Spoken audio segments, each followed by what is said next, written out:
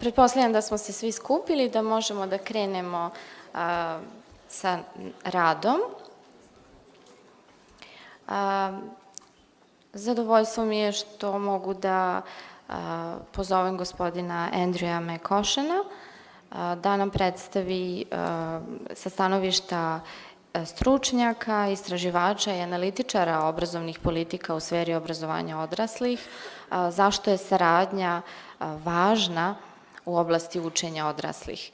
Dakle, ovo je opet nešto što doprinosi tome da bolje razumemo zašto postoji EPALE i da razumemo kontekst u okviru kojeg se EPALE dešava. Gospodine McCoshan, izvolite. Thank you, and good morning, everybody. It's a great pleasure for me to be here. I'm ashamed to say it's my first time in Serbia, so I'd like to thank my hosts for giving me such a hospitable welcome yesterday and today. As was explained, I'm going to be talking about the topic of why cooperation is important for adult learning professionals. And what I've done is put together some thoughts on this topic. It's not a topic for which I had a ready-made set of, if you like, answers to this interesting question.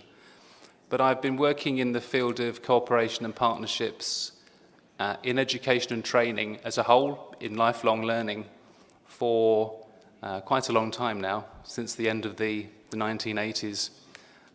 Which gives me a certain perspective. As you will see on the slide, it says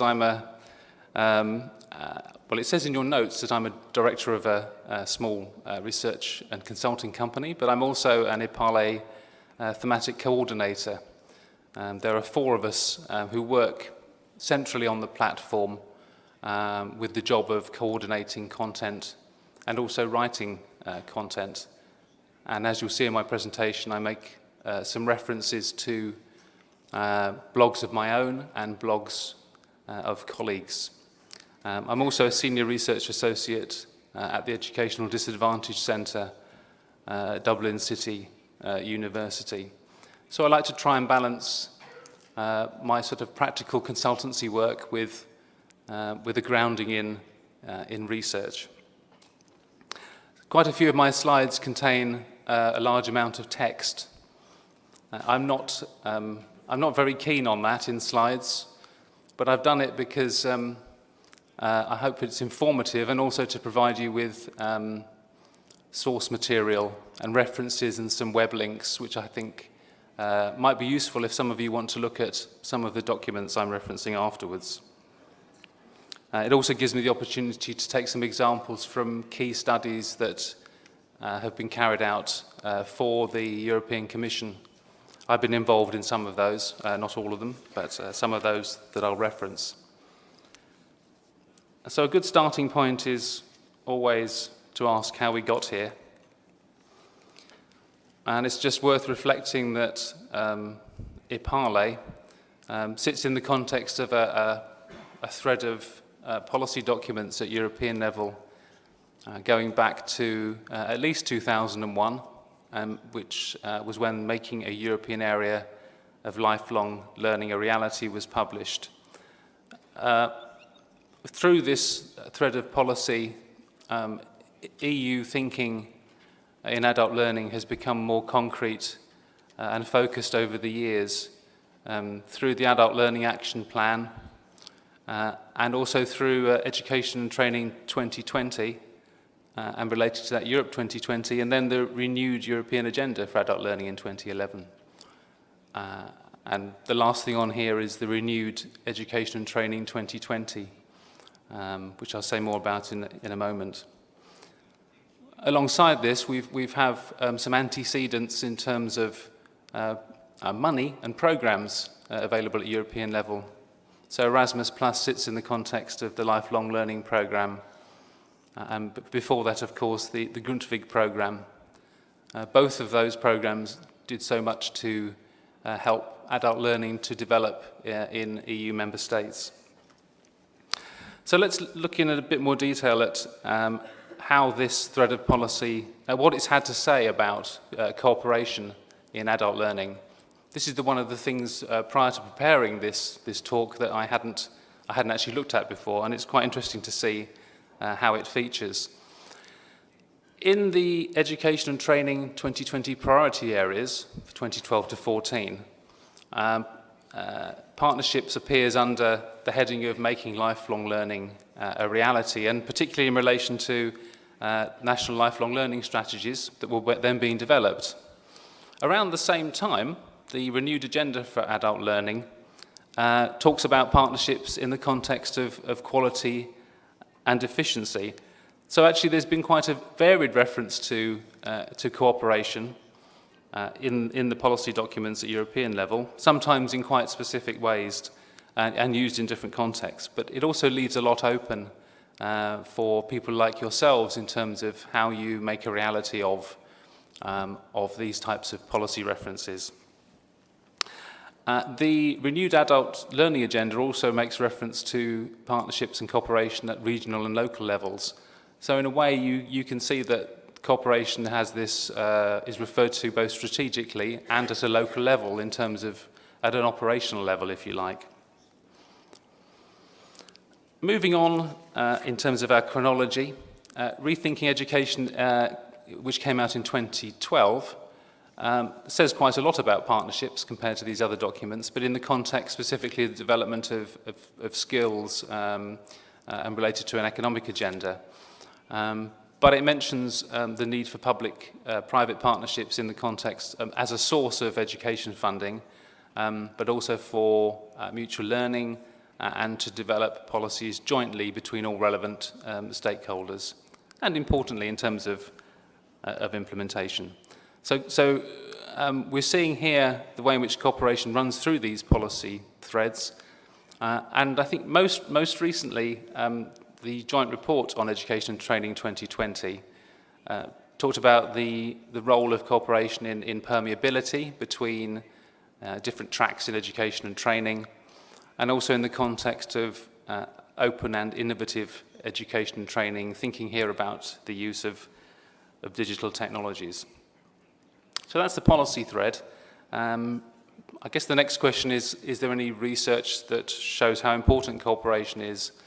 And in fact, there is, in this report carried out for the European Commission and published in 2015, which was about the effectiveness of adult learning policies. And this had quite a number of things to say. It talks about cooperation being important in raising awareness of the benefits of learning among learners. It also talks about cooperation helping to raise participation, particularly among socially disadvantaged groups. And it also talks about how partnerships can help to improve the outcomes of learning in terms of the skills and competencies that adult learners acquire. Once again, it's important in increasing participation, and reference is made here to developing a learning culture, by which it means the shared idea of the role of learning and its value and how it ought to be delivered and the wider social and economic role it ought to have. So how can cooperation help adult learning professionals in this context? I've identified in my presentation a number of ways in which cooperation can support professionals, and I want to go through each of these in turn with some reflections about how cooperation can help. It's worth mentioning the two issues of diversity in adult learning and also stage of development. As already mentioned by Wilhelm, the adult learning covers a very large number of different types of learners, different types of provisions, as you all know, including CVET. And in different member states, adult learning is in different stages of development. Some countries have a long tradition of adult learning of a particular type, community learning and so on, in some Scandinavian countries, for example. In other countries, it's less developed. But even in those countries where adult learning as a whole might be said to be less developed, there might be areas where, in fact, there's a long tradition of activities. If you break down adult learning into those areas like basic literacy and numeracy skills and so on.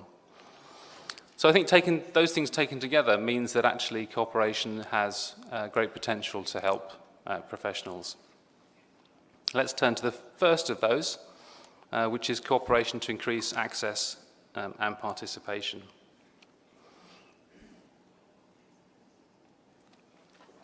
There's no doubt that cooperating with civil society organisation is a great benefit in terms of reaching out to disadvantaged communities, to people who might have left school with few or no qualifications, have been disenchanted with education as a whole. Working with community bodies, with civil society, can actually help to reach learners who wouldn't normally be reached by provision. And organisations can be involved across the range of activities there in terms of planning, provision, and I think particularly in terms of recruiting participants and delivering learning in environments that are supportive of learners.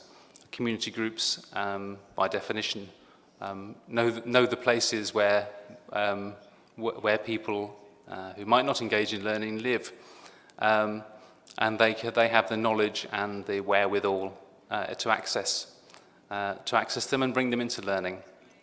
As a good example from a report on second chance education of the Matosinhos Second Chance School in Portugal, which is a partnership between the Association for Second Chance Education, which is an NGO, and the local authority and the government education ministry.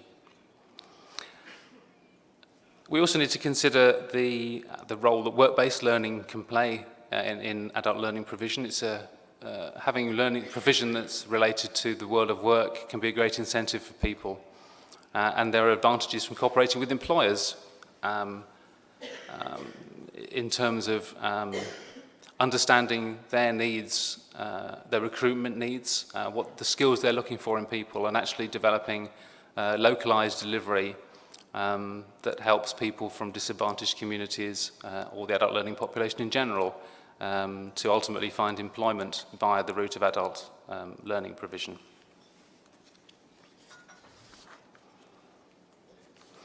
What about cooperation to support students, which is, I think, closely related to the first point there about access and participation. And it goes without saying that all adult learners benefit from advice and guidance. We all would benefit from advice and guidance at certain points. And naturally there's an important role for guidance professionals at a local level in this respect. But many adult learners also need special support, and that could be support in the classroom, such as with language support for refugees, and also cooperation outside the classroom with a wide range of agencies, such as those in the social services domain. And often this is about tackling non-educational needs, in the sense things that aren't directly related to learning, of course, but inhibit people from actually participating. People might have mental health issues, for example, that are a barrier, or they might have domestic commitments, or difficulties with accessing transportation, things of that sort. All those things, of course, stop people participating. And working with relevant organisations in a sort of multi-professional way can help to address that. And in that respect, this diagram is worth reflecting on, which was in the Second Chance Education report that I worked on. And it puts the learner in the centre of this process. And as you can see at the bottom of the diagram, we have what we termed multi-professional social pedagogical teams who can deal in a holistic way with all the issues that learners might face.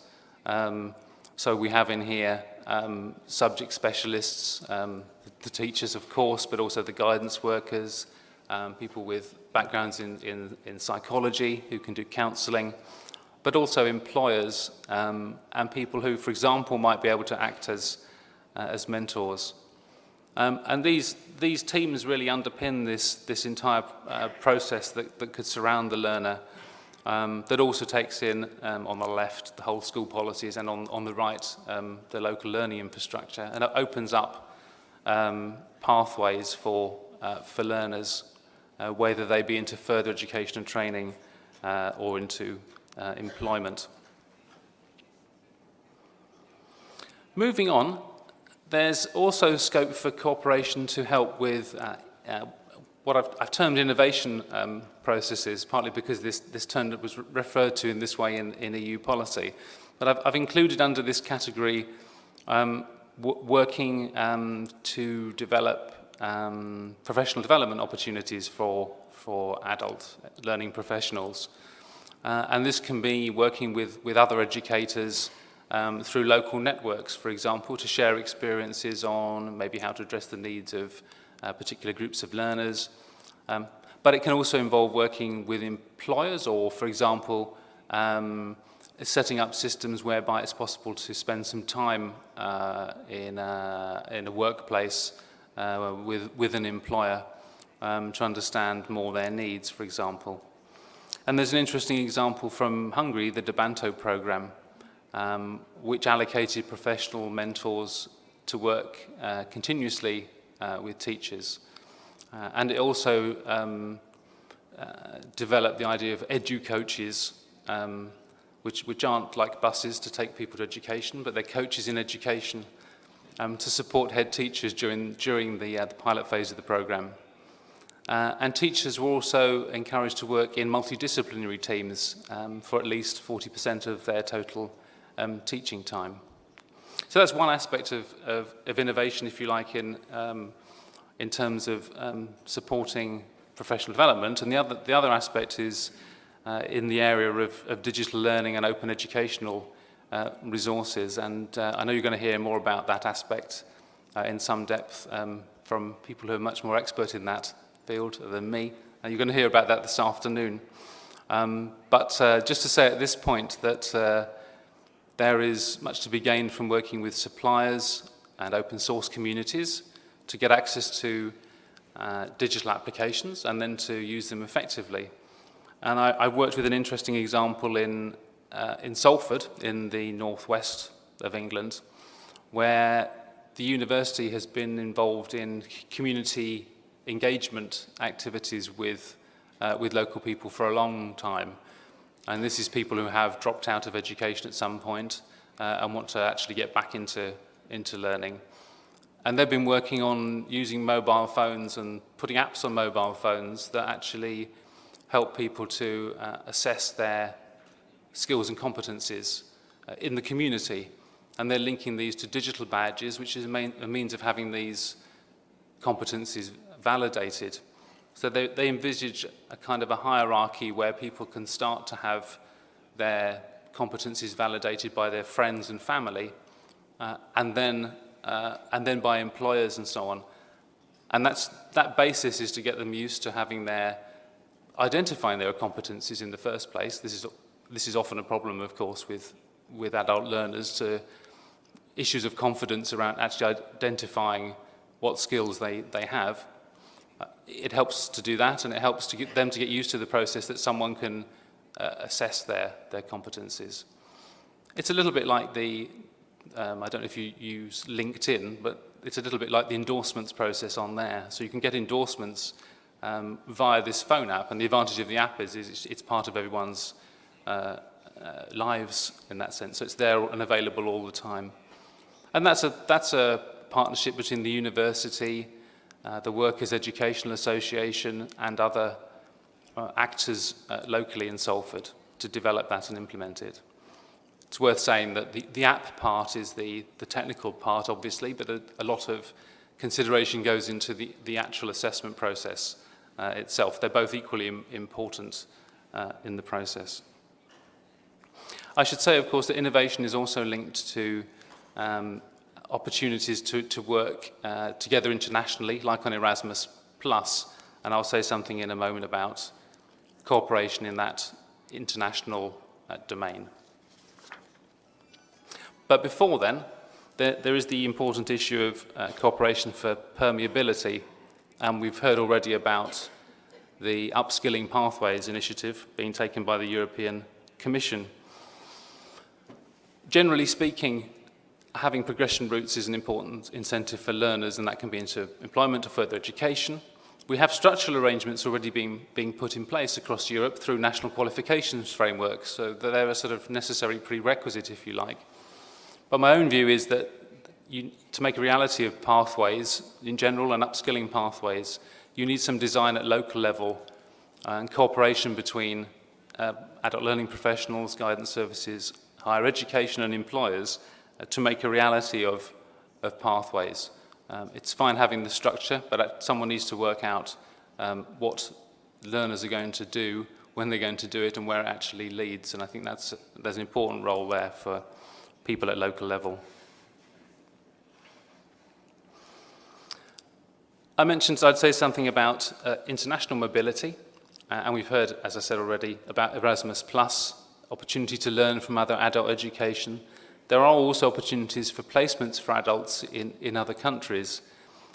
And an example that I was involved in was the European Social Fund Transnational Learning Network on Mobility for Disadvantaged Young Adults, which did some very interesting work with young people and adults, and offered opportunities that might think were almost impossible to people. So, for example, there were placements offered to single parents from Spain in Germany, and the single parents, mainly single mothers, went with their children to Germany, and in Germany, creche facilities have been organised to release the single parents to take part in placements. So it's a really inspiring example of what is actually possible. And cooperation and a strong partnership, of course, is really important for that. That was in the context of strong partnerships developed over some years between Spain and Germany. But that learning network also involved a whole range of partners in different countries and regions across Europe. There are some particular challenges about transnational partnerships. The obvious one is intercultural understanding. And that makes it all the more important that people understand about their roles when they're cooperating to avoid misunderstandings. There is, of course, the massive issue of language and making sure that people actually understand the same thing by a particular term. And it's also important to, of course, provide opportunities to get to know one another. So within the formal structures of programs like Erasmus+, it's really important to have those more informal and social aspects so that people can start to build strong partnerships.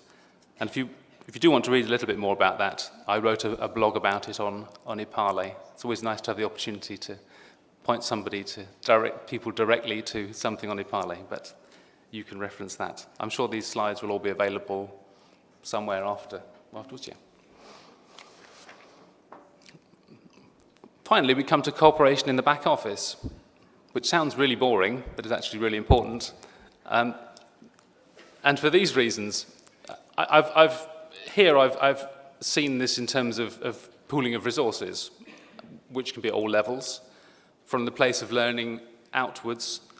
And these are resources that are not just financial, though of course they can be, and that's very clearly beneficial, but they can also be in terms of expertise and knowledge and so on. There's more to be said about quality systems, I think, because these are key things in the back office, but of course, ultimately, they should be about delivering better outcomes for learners themselves, i.e. the front office. But I think too often quality systems are seen in terms of the details of quality systems, who does what, when, and so on. And it also needs to be about what we mean by quality. And if you're talking about that issue, then there's a really important reason to have cooperation amongst stakeholders involved in the process. Of course, in some systems, you have strongly top-down approaches where a national government provides the quality system. In other areas, in other countries, you might have more bottom-up approaches where there is self-evaluation by learning professionals. I think clearly you need some balance between these two things. And certainly at in terms of the bottom-up approaches, this is where cooperation can pay dividends involving all the stakeholders in the process, and not just in these details, but actually in saying what we mean by quality.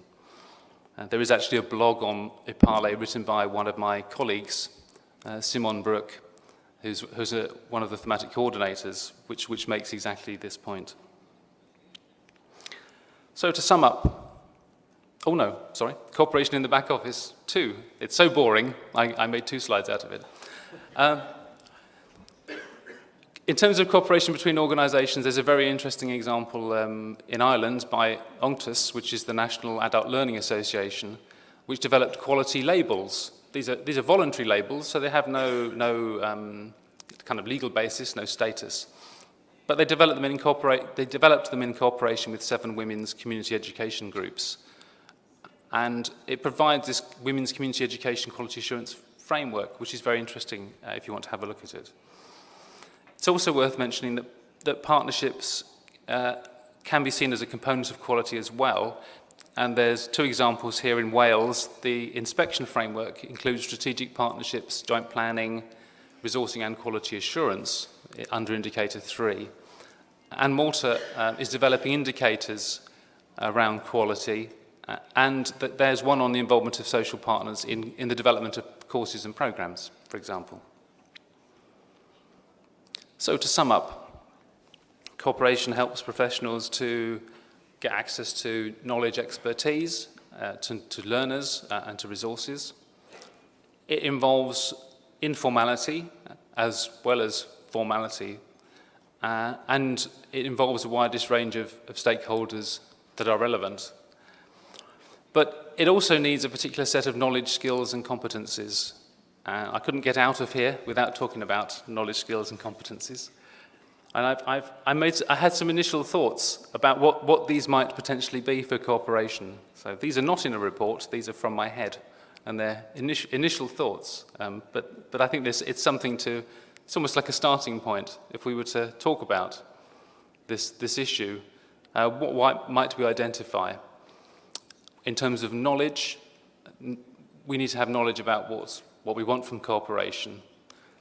We also need knowledge about partners, what their strengths are, and also what their weaknesses are, what they may be able to contribute to cooperation. We need to understand the partners we're cooperating with. We need to understand the context in which they work, to know where they're coming from, what motivates them. And that helps us to decide what roles they should have.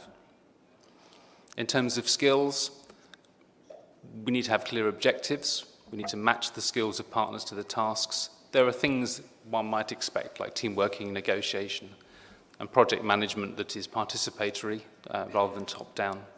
Finally, in a way underpinning this, we have competencies, which I've defined here in terms of attitudes. There was a different definition earlier on, but there are actually some different definitions used at European level, depending which documents you read. But here, in terms of attitudes, tact and diplomacy, tolerance, and cultural sensitivity, not just multinational, but also being culturally sensitive to people's different organisations and so on.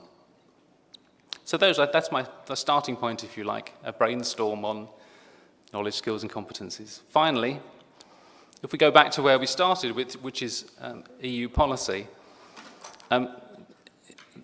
priorities set for adult learning in the ET 2020 joint report. There were 4 areas identified: governance, the supply and take-up of provision, flexibility and access, and quality. And I hope that what I've demonstrated is that cooperation can contribute to all of those areas. I think it's fairly obvious in governance. That's about formal partnerships and of relevant people. In terms of supply and take-up, here we need to have more high-quality adult learning provision, and working with others to determine what that actually means is important. Getting access to learners, non-traditional learners, is also important. And finally, underpinning it all is quality itself. So that's all I wanted to say on this topic. I hope that's given you some food for thought, and I'll be happy to take any any questions if you like. I'm also on Twitter, and I do tweet from events such as this, from the Vet Skills Week, and on behalf of EPALE, although the views are always my own, as people on Twitter tend to say. So as well as following EPALE, you could follow me if you want. Thank you.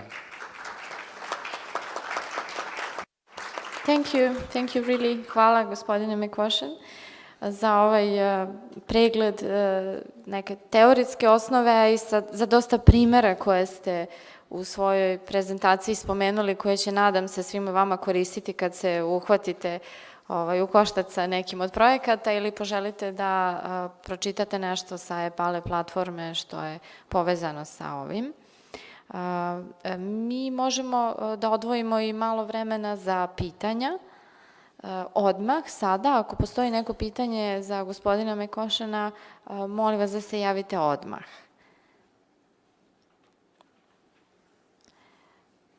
Gospodin će morati malo ranije da krene sa skupa, pa zbog toga smo odlučili da mogućnost za postavljanje pitanja sada pružimo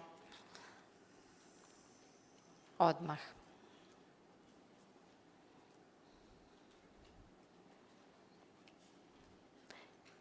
Nema pitanja.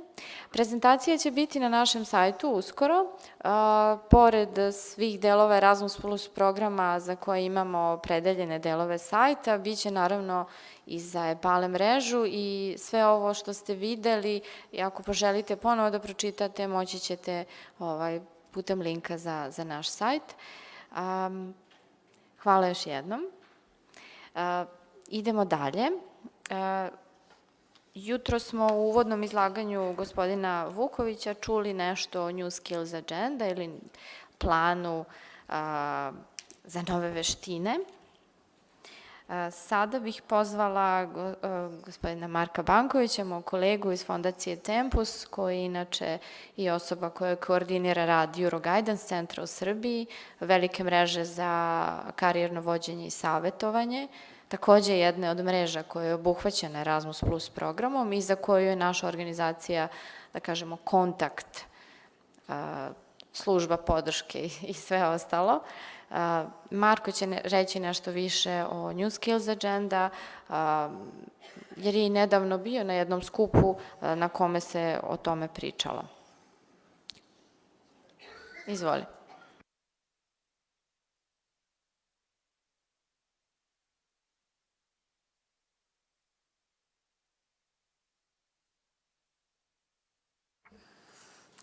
Dobar dan i sa moje strane. Dozvolit ćete mi da vas još jednom pozdravim u ime Fondacije Tempus, ovog puta u ime grupe za karijerno vođenje, informisanje i mobilnost, čiji sam ja koordinator, i u ime već pomenutog Euroguidance centra. Euroguidance je još jedna evropska mreža. Ovog puta mreža za podršku karijernom vođenju i savetovanju, koja postoji već 25 godina i deluje kroz nacionalne centre koji postoje u 34 evropske države. Jedan takav centar postoji od 2013. i u našoj zemlji. Meni je jako drago da danas ovde pokrećemo praktično EPALE u Srbiji, jer iz iskustva kolega iz drugih Euroguidance centara znam da vrlo tesno sarađuju sa EPALE mrežom i sa centrima u njihovim zemljama, jer tema obrazovanja odraslih jeste vrlo tesno vezana za praktično i unapređenje veština upravljanja karijerom i veština građana uopšte i sa različitim aktivnostima karijernog vođenja i savetovanja. Tako da ovde imamo i neku vrstu sinergije.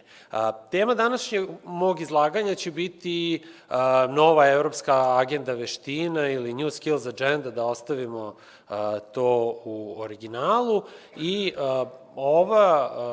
ova agenda predstavlja skup nekih 10 inicijativa koje imaju zajednički cilj da se unapredi onako ljudski kapital, zapošljivost i konkurentnost na nekom, kada pričamo o nekom najopštijem cilju koji se proklamuje. Ja bih pomenuo, Sofija mi dala lep šlagvort, taj događaj junu prošle godine, kada je u Briselu praktično i predstavljena New Skills Agenda, koja je nekih 10 dana pre toga i usvojena od strane Evropske komisije.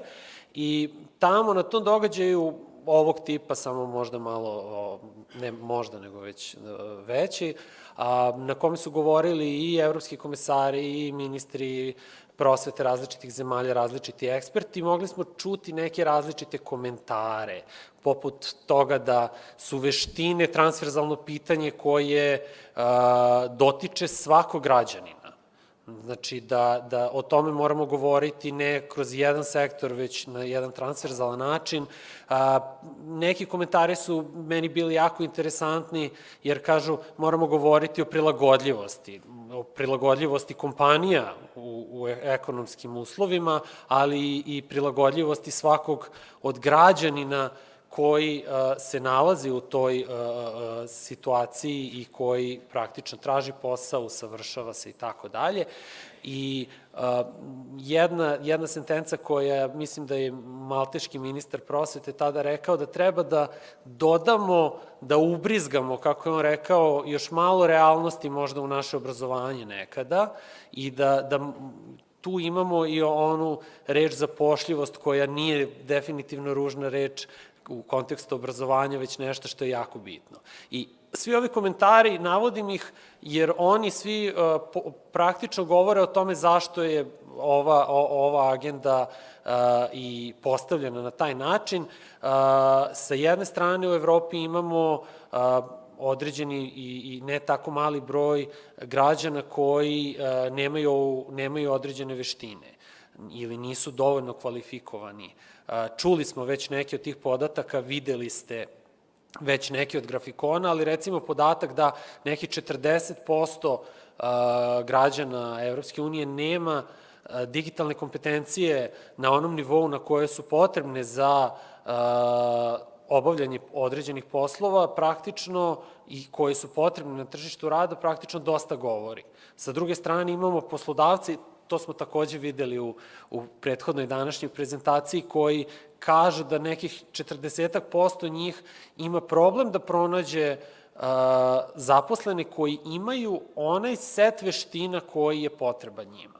I to nas negde dovodi do situacije da imamo tri strane ovog fenomena. Sa jedne strane, ovi građani koji nemaju odgovarajuće veštine, tu nekad govorimo i o osnovnim veštinama, znači o čitanju, pisanju, računanju, ne mogu da pronađu posao. U riziku su od toga da budu nezaposleni, čak i u riziku od siromaštva, društvene isključenosti.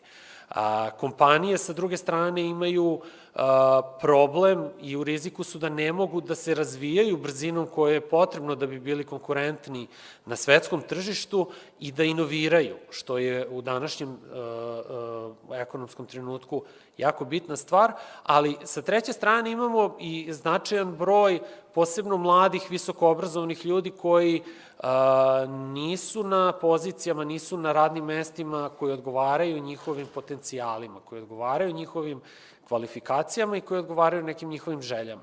I upravo zato je ideja da se kroz jedan set različitih aktivnosti, kojih ima 10 i koje su predstavljene na ovom slajdu, utiče da se Evropljanima obezbedi odgovarajuća obuka, da mogu da razviju odgovarajuće veštine i da imaju odgovarajuću podršku u tom procesu i da praktično se dovede do poboljšanja kvaliteta i relevantnosti programa za razvoj veština, da se veštine učine vidljivijim i uporedivim na evropskom nivou, kao i da se unapredi sistem prikupljanja podataka o veštinama i informisanja o njima kako bi građani praktično mogli da naprave odgovarajuće karijerne izbore. I ja tu sada moram da pomenem, da samo se vratim na Euroguidance i na karijerno vođenje. Značaj karijernog vođenja mislim da je u ovome takođe vrlo evidentan i značajan i zato danas su mene koleginice i pozvale da predstavim, da izložim definišemo ovu temu. Ja ću u narednim minutima pokušati da ukratko predstavim koji su to različiti elementi. Mi smo o nekima već čuli i da ja ću se možda malo, neću toliko oslanjati na one teme o kojima smo već čuli, o upskilling pathways i o kompetencijama, ali neke druge koje se tiču delova koje se odnose na identifikovanje veština, na njihovo predstavljanje, možda ćemo se malo više zadržati. Dakle, već smo govorili o nečemu što je počelo kao garancija za veštine, a sada imamo nov naziv upskilling pathways, praktično putanje za unapređenje veština bi bio neki potencijalni prevod na naš jezik. Tu ono što je vrlo značajno jeste da to su različite vrste pristupa koje bi građanima u evropskim državama trebalo da obezbede jedan pandan onome što je Evropa pokušala pre izvesnog broja godina da uvede sa garancijom za mlade, sa youth garantijem. Dakle, da onima odraslima koji nemaju u ovom slučaju srednje školsko obrazovanje, omogući da oni urade procenu onih veština i kompetencija i kvalifikacija koje već imaju, da im se onda ponudi, kao što ste čuli i kao što je bilo predstavljeno na slajdu u prethodnoj sesiji, individualizovani, to jest prilagođen program obuke koji će odgovarati tim njihovim potrebama koje su identifikovane u prethodnom koraku, kao i da u svom tom procesu praktično imaju mogućnost da ono što su već stekli ranije kao veštine i kao kompetencije im bude priznato, validirano i da imaju podršku u tom procesu. Kada govorimo ovde o veštinama, govorimo o kvalifikacijama, o kompetencijama, ne možemo da prenebregnemo ključne kompetencije i okvir koji već postoji izvesni broj godina i koji sada upravo ideja jeste da se uradi njegova revizija, da bi se poboljšao i usaglasio sa ovim trenutkom. Vi ste imali priliku da više o tome čujete u prethodnom izlaganju, tako da ja se neću više zadržavati, ali bih voleo da, kada govorimo o kompetencijama, posebno naglasimo ponovo digitalne kompetencije. Zato što procenat poslova koji zahtevaju digitalne kompetencije sigurno se neće smanjivati u narednom periodu. Sigurno će rasti. I to je, sa druge strane, zbog stalnog napretka tehnologije, potrebno znanje koje je potrebno stalno usavršavati, tako da kroz New Skills Agendu imamo nešto što nazivamo koalicijom za digitalne veštine i poslove, a koja praktično ima za cilj da poveže aktere na svim nivoima kako bi unapredili svoje strategije kojima treba da se osigura da na svim nivoima obrazovanja, dakle danas govorimo o obrazovanju odraslih i na nivou obrazovanja odraslih, se obezbedi razvoj digitalnih kompetencija. I tu ja bih voleo sada da pomenem, možda to nećete naći u dokumentu kada tražite na sajtu Evropske komisije New Skills Agenda, ali nešto što je vrlo relevantno za ovu temu je samo procena kompetencija i mislim da je dobra prilika da možda pomenemo i načine na koji možemo, a to je okvir za samo procenu kompetencija koju možete pronaći na Europass portalu, jer kao što smo videli i u prethodnom izlaganju, procena ili samo procena predstavlja važan prvi korak. I zato ovaj okvir praktično identifikuje 21 digitalnu kompetenciju u 5 ključnih oblasti koje vidimo ovde. Znači, to su informatička pismenost, komunikacija i saradnja, stvaranje digitalnih sadržaja, bezbednost i rešavanje problema, rešavanje digitalnih problema. I više informacija, ja neću dužiti o ovome, ali u svakom slučaju se može naći na Europassu. A kada govorimo o Europassu, revizija Europassa je takođe predviđena i trenutno je u toku, imajući u vidu da je od trenutka kad je on uspostavljen već prošlo određeno vreme i da je, imajući u vidu da kada govorimo o Europassu, naravno ono što znate jeste da je to set od 5 dokumenta koje treba da omoguće jednostavno i jasno predstavljanje kompetencija i kvalifikacija u Evropi, tako da ono što je najpoznatije je evropski obrazac CV-a, Europass CV, ali tu imamo i jezički portfolio koji, evropski jezički pasoš koji praktično omogućava i identifikaciju i samo procenu jezičkih veština. Tako da, ako pogledamo sada u procesu procene veština, imamo 2 okvira, jedan je koji može da omogući našu procenu veština, digitalnih naših veština, s druge strane naših jezičkih veština. U okviru, pored ta 2 dokumenta koje su dostupna svima na samom portalu i koje možete popuniti ili vaši korisnici mogu koristiti, kada govorimo o Europassu, govorimo o još 3 stvari, a to su evropski Europass Mobility dokument koji praktično omogućava predstavljanje onih kompetencija koje je pojedinac stekao na mobilnosti, što je jako značajan način i ne treba ga zaboraviti. Posebno mislim da je relevantno u oblasti obrazovanja odraslih, mada to negde vidimo često u radu sa mladima značaj ovakvih dokumenta, ali i dodatak diplomi, naravno govorimo o visokom obrazovanju, i dodatak svedočanstvu koji su dokumenti koji omogućavaju da u drugoj evropskoj zemlji praktično bude na jednostavan i jasan način predstavljeno koje kompetencije ima nosilac određene diplome ili neko ko je završio određeno stručno obrazovanje. Međutim, ono što mislim da je najznačajnije kada govorimo o reviziji Europassa u kontekstu New Skills Agende, jeste da govorimo o sinergiji nekih različitih usluga koje na evropskom nivou postoje i recimo tu kad govorimo o Europassu i Euroguidance-u, govorimo o tome da kroz jedno sinergijsko delovanje treba da dođemo do toga da na jednom mestu građanin može da identifikuje svoje veštine, da pronađe podršku kroz karijerno vođenje, da pronađe informacije o obrazovnim mogućnostima i kvalifikacijama i predstavi svoje veštine i kvalifikacije na jasan i jednostavan način.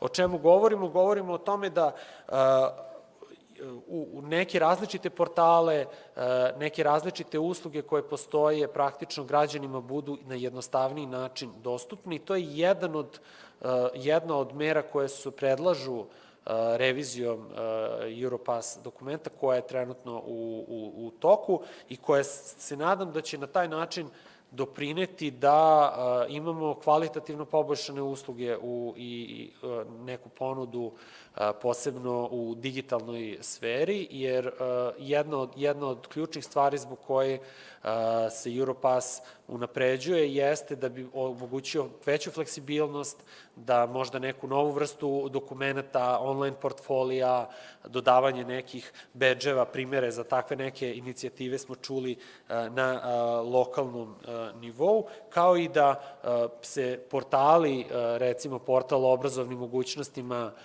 koji uređuje jednim delom i Euroguidance mreža, koji vi možda znate pod starim nazivom Ploteus, uključi u ovu zajedničku, praktično sinergetsku ponudu, a da se praktično to poveže i sa nekim drugim inicijativama koje postoje na evropskom nivou, o koje bih voleo samo da pomenem vrlo kratko, a to su Skills panorama koja pruža informacije o tržištu rada u Evropi, a možda je bolje reći pruža informacije o ponudi i tražnji veština na tržištu rada u Evropi, i sa druge strane ESCO, što je višejezična klasifikacija kompetencija, kvalifikacija i zanimanja, koja praktično bi trebalo da omogući da kada o svemu ovome govorimo na evropskom nivou, govorimo istim jezikom. To jest da različite sisteme možemo da lakše uporedimo, da se bolje razumemo. Te dve stvari treba da budu praktično integrisane na jedan funkcionalan način u neku ponudu koja bi svakom građaninu trebalo da omogući da ove usluge može da koristi na pravi način. Takođe, New Skills Agendom je predviđeno da se pokrenu inicijative za praćenje diplomaca visokog obrazovanja i njihovog daljeg napredovanja u karijeri, jer tako prikupljeni podaci bi praktično trebalo da pruže povratnu informaciju koja bi u nekom sledećem koraku mogla da spreči, da kažemo, zagušenje na tržištu rada, to jest već pomenutu situaciju neusaglašenosti obrazovnog sistema i tržišta rada u pogledu veština koje se stiču, koje su nekada potrebne, i biće kao posebna mera analiziran i fenomen odliva mozgova, ali i ojačana sektorska saradnja u određenim oblastima. Znači, u određenim sektorima je potrebno da se identifikuju koje su to veštine potrebne i kako da se obezbedi, da se razviju u narednom periodu nove vrste programa koje bi odgovorile na ove potrebe. Tako imamo praktično plan sektorske saradnje za veštine.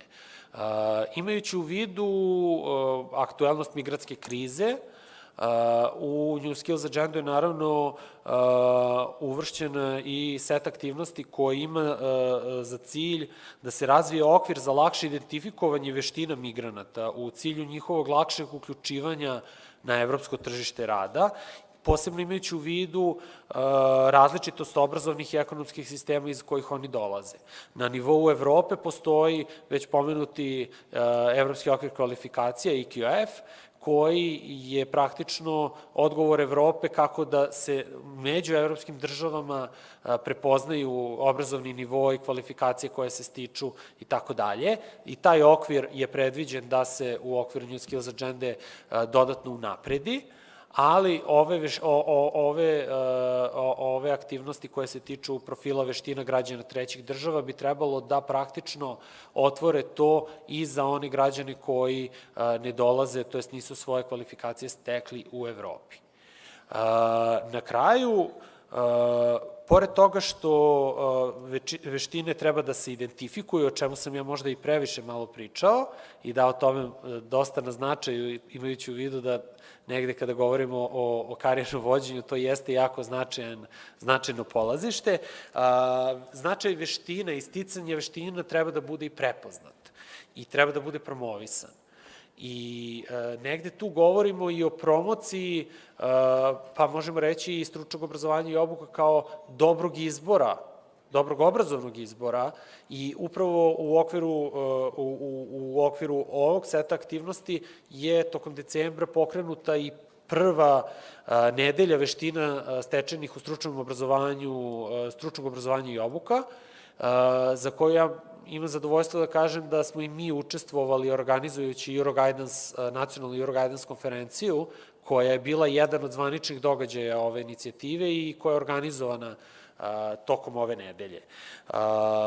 Ja sam u ovoj prezentaciji možda dao puno podataka, nadam se da nije bilo previše informacija, a zbog vremena koje imamo na raspolaganju, dosta toga je sigurno ostalo nedorečeno, ali ono sa čim bih želeo završiti, da New Skills Agenda, imajući u vidu sve ove aktivnosti koje su njome predviđene, praktično je jedna vrlo ambiciozna inicijativa koja ima za cilj da unapredi i to značajno unapredi situaciju u ovoj oblasti. Ja se nadam da će rezultati nekih od ovih promena na nivou politika, na nivou evropskih politika, biti vrlo vidljivi i vama kao praktičarima u obrazovanju odraslih i da će u nekom narednom periodu doprineti i vašem boljem radu, i ja vam se zahvaljujem na pažnji.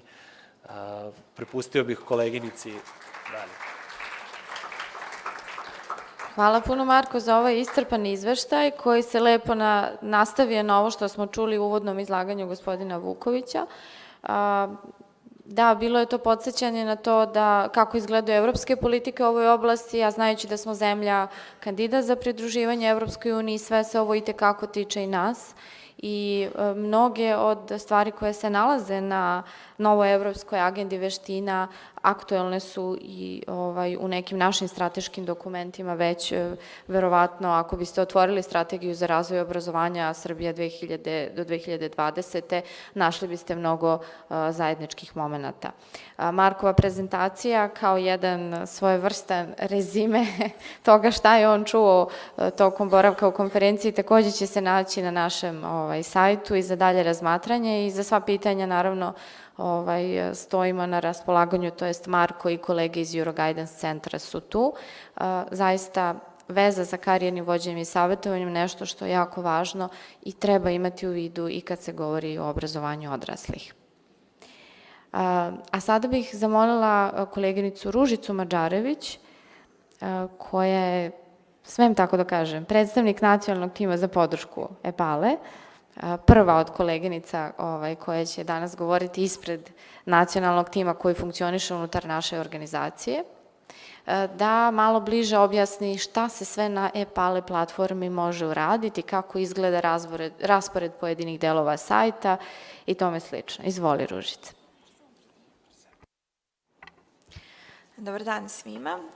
Veliko mi je zadovoljstvo što vas vidim u ovako velikom broju i nadam se da ovo što ću vam predstaviti danas vezano za platformu će vam biti dovoljno interesantno da i sami istražite, a naravno i doprinesete različitim sadržajima.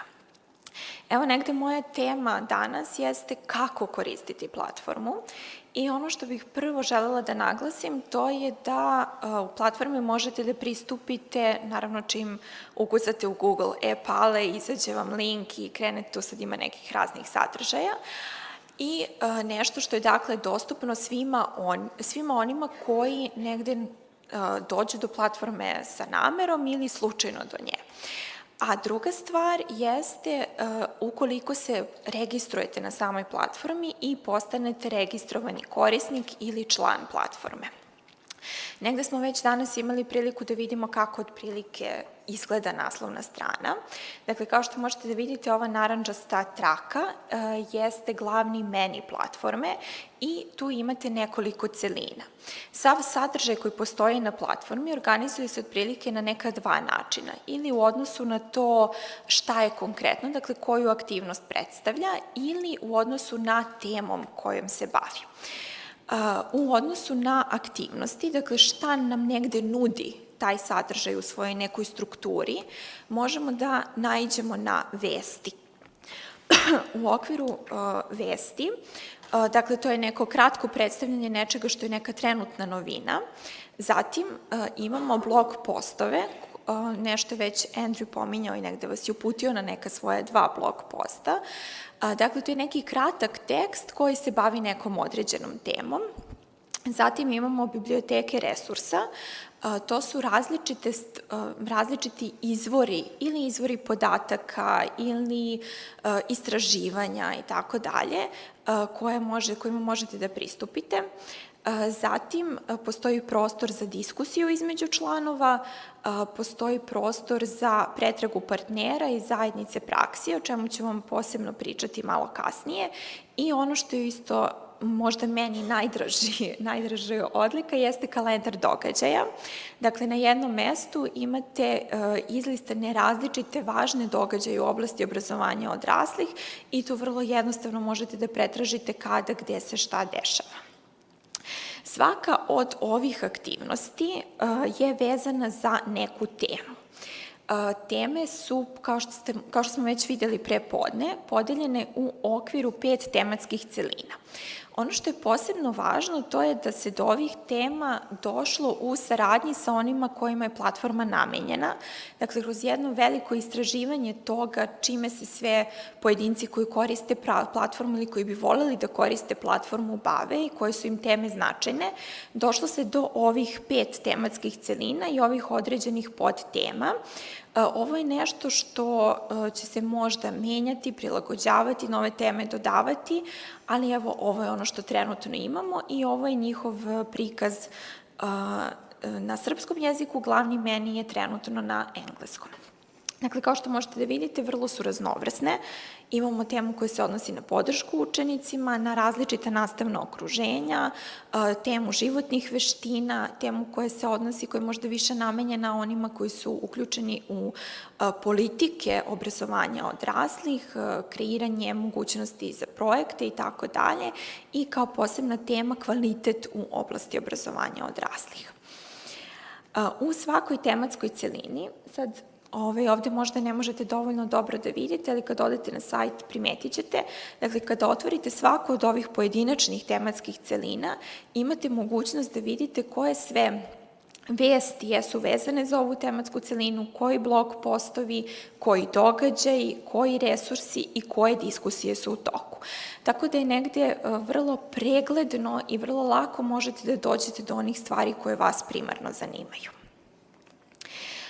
Ono što je jedna posebna odlika ove platforme koja postoji za one koji su registrovani članovi, jeste mogućnost da se uključimo u neke različite zajednice praksi. Na engleskom to je Communities of Practices i u pitanju je jedan virtualni prostor gde se različiti ljudi koji su zainteresovani za jednu temu okupljaju. Trenutno postoji, nekada smo videli otprilike nekih 50-ak zajednica praksi koje su aktivne. Možete tako da, ako ste registrovani korisnik platforme, možete da pristupite nekoj od već postojećih zajednica, a možete i da pokrenete neku sopstvenu.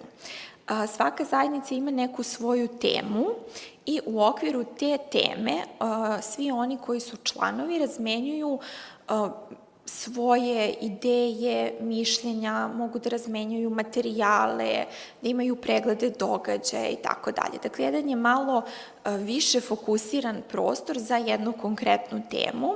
Vrlo često se tu nalaze i neke teme koje su uopšte u smislu nekih saveta za pripreme projekata i tako dalje. To je jedna stvar koja važi samo za članove i druga stvar koja je otvorena samo za one koji su članovi portala jeste pretraga partnera. Nešto detaljnije smo i čuli o tome u prethodnom delu, a ono što bih želela da naglasim jeste da sama platforma je namenjena za pojedinačno članstvo. Dakle, negde na platformu se učlanjuje pojedinac, a isto tako na platformi mogu da se učlane oni ljudi koji su predstavnici određenih institucija. I kao predstavnik svoje institucije vi imate mogućnost da popunite profil sopstvene institucije i da onda kada svoj profil institucije negde predstavite, možete da stupite u kontakt sa drugim institucijama i vaša institucija postaje vidljiva za sve one druge koji se nalaze na portalu. U okviru pretrage institucija imamo nekoliko različitih kriterijuma na osnovu kojih možemo da biramo institucije. Može da bude da tražimo institucije iz određene zemlje, može da bude da tražimo institucije koje se bave određenom oblašću, možemo da tražimo instituciju u odnosu na tip aktivnosti, na to kako je njihovo negde, kako su one organizovane u tom smislu malo više pravno i pored toga, znači što možemo da pretražimo tu bazu institucija, u nastavku toga ima različitih diskusija i poziva gde neke institucije, na primer, napišu, ok, mi planiramo da sprovedemo takav i takav projekat i interesuju nas partneri iz tih i tih zemalja, pa vas pozivamo da nam se javite. Dakle, ovo je jedna vrlo praktična i jedinstvena stvar. Dakle, sve su ovo stvari koje su dostupne ukoliko je neko registrovani član portala. Proces registracije je vrlo jednostavan. Dakle, možete da odete na link koji smo videli negdje imati na prvoj strani, vrlo jasan, piše Join Us, ili na ovu opciju, ako vidite ispod ove velike plave trake, ima sa desne strane, piše opcija, imate, dakle, Register or Login. Dakle, ukoliko niste registrovani korisnik, možete i tu da pristupite na Register i negde pratite korake koji su dati. Oni su negde uobičajeni kao za registraciju na bilo koji drugi sajt. koji to zahteva. Dakle, potrebno je da unesete svoje ime i prezime, svoju mail adresu, naravno da kreirate šifru, da prosto negde propratite ono šta su zahtevi za saglasnost, negde neka osnovna pravila o korišćenju platforme. Kada sve to ispunite, na mail koji ste upisali stiže vam link koji treba da potvrdite. Potvrdite taj link i vaš profil postaje aktivan.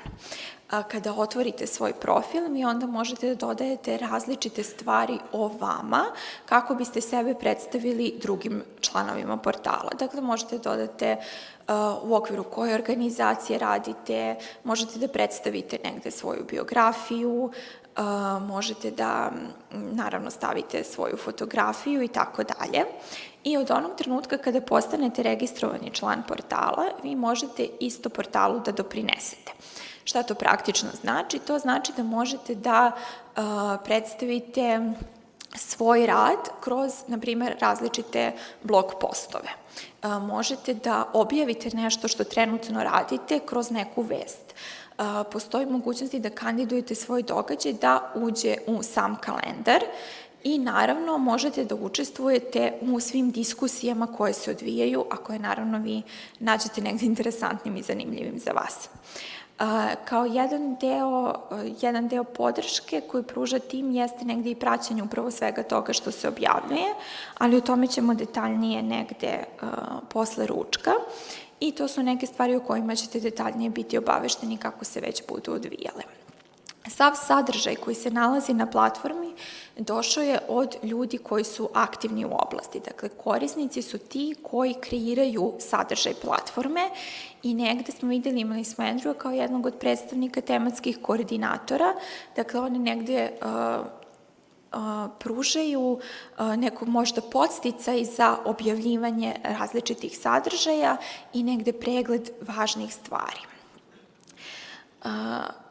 Pored, dakle, ovoga, kada ste registrovani korisnik, možete stupiti u kontakt sa ostalim registrovanim korisnicima. Dakle, možete da pretražite ljude iz različitih zemalja koji su aktivni, možete da pogledate da li neko od njih jeste osoba sa kojom biste voljeli da sarađujete ili čiji rad vam se negde posebno dopada. Tako da ono što bih vas ja sad pozvala jeste, pošto svi imate negde mobilne telefone pri sebi, da proguglate platformu, da malo sad vidite u okviru mobilnog telefona kako vam se to negde čini, kako vam izgleda, kako se krećete kroz platformu, da li možete da nađete neke teme koje su vama interesantne i da onda negde u odnosu na to procenite da li postoji nešto što bi vam bilo zaista važno da saznate danas, pa da nas i pitate, bilo sad ovako javno, bilo za vreme pauze za ručak ili u kasnije u toku drugih izlaganja. Tako da ću vam dati sad par minuta da malo... Ovo je jedinstvena prilika gde vas na konferenciji pozivaju da pogledate mobilne telefone. Obično se svi ljute ako gledate u mobilne telefone dok neko priča. EPALE ima razumevanja za to, zato što ćete pogledati ono što se nalazi na njihovom portalu. Negde kad smo pripremali konferenciju, kad smo radili webinar pre toga, su nam se javili ljudi koji su već korisnici platforme, tako da ako takvih ima i danas ovde, pozivam vas da negde kažete kakvi su vaši prvi utisci i kako negde nalazite da platforma vama pomaže.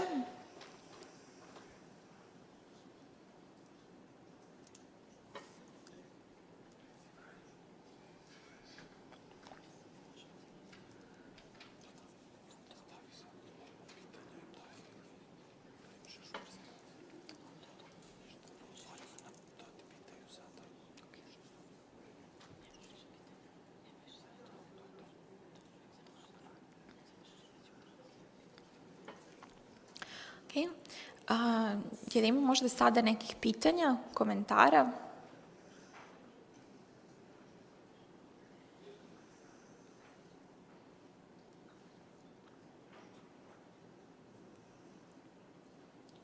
Vidim da svi pažljivo gledaju telefone, nadam se da je platforma u pitanju. Ona i dalje veruje da je platforma u pitanju, samo Pa šta da vam nemojte kažem? razočarati. U tematskim celinama ima svašta nešto interesantno. Da. Pretpostavljam da to nešto ne može baš tako brzo da se sagleda. Ne. Okej.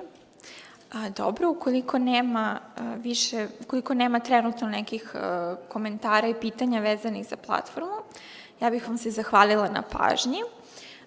Svesna sam da je možda ovo veliki broj informacija za kratko vreme, tako da ćete imati priliku i da ovome kasnije pristupite, kao i da čujete snimak ovoga, o čemu smo sada pričali, a negde ćemo se ovim baviti i u narednom periodu, tako da, eto, bit će prilike. Hvala vam.